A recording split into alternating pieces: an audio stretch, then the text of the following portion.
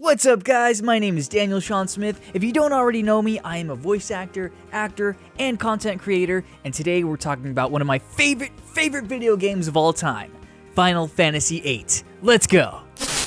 I know, before you start hitting the dislike button and going crazy in the comments, just hear me out, okay? Just hear me out. So if you can't tell, I'm a millennial, so Final Fantasy VIII was the first Final Fantasy that was introduced to me as a kid, especially for the PlayStation 1 era. Not only were the graphics stunning for its time, but the story, the individual characters, the soundtrack, it was all just incredible for me. I mean, if this intro doesn't get you hyped up as a kid, or even as an adult, then I don't know what to tell you. And also just having the hard copy of Final Fantasy VIII, the 4 discs, I mean, it just had a whole different feel to it. It was like, okay, get ready, because I know I'm in for an epic adventure.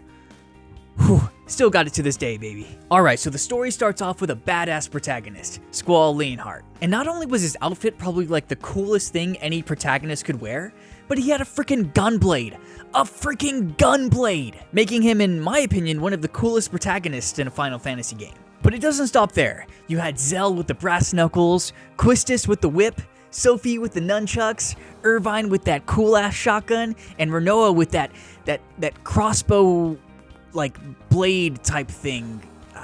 But they're all fascinating characters in their own right, and they all go on this epic adventure to stop the sorceress Adia, who seized control of a powerful military state, and some mysteries uncovered along the way.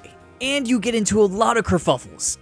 Yes, I said kerfuffles. As far as open world exploring, dungeon crawling, exploring futuristic cities, acquiring GFs, fighting in a war, going to an epic dance, and falling in love. Pretty much everything a meaty story could ask for. And although it is turn-based, I do love how fast the battle system is. You have the ability to adjust the action bar speed in the settings, so you can pretty much set it to your preference. Not to mention, while attacking with Squall, you have to time the R1 button as soon as the gunblade hits the enemy. So, in my opinion, as a turn-based RPG, that does kind of keep you more engaged. And yes, this is controversial, but you do apply certain GFs to certain characters to boost their stats. And it can get a little tricky and a little confusing at first, but, you know, in my opinion, once you get used to it and you start doing it over and over again, it's not so bad. And if you didn't already know, when you do summon your GF, when it attacks your enemies, you have the ability to button mash square. Just ram that thing over and over and over again to increase the damage that it inflicts on the enemies. And hey, maybe at the time I wasn't good in sports or, you know, not really good in school, but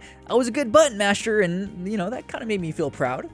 Anyway, overall, this game is truly a gem, and if you haven't played it, I highly recommend it. Especially if you're a Final Fantasy fan. I would say don't listen to the naysayers, try it yourself. And if it turns out you don't like it, well, hey, at least you tried it, just don't blame me. Alright, well thank you for watching this video, and if you enjoyed it, show your boy some support and hit the like button. And don't forget to subscribe for more of my content, as I will be breaking down more of my favorite video games, TV shows, and movies. Alright everybody, thank you so much for your love and support, and I will see you all in the next video.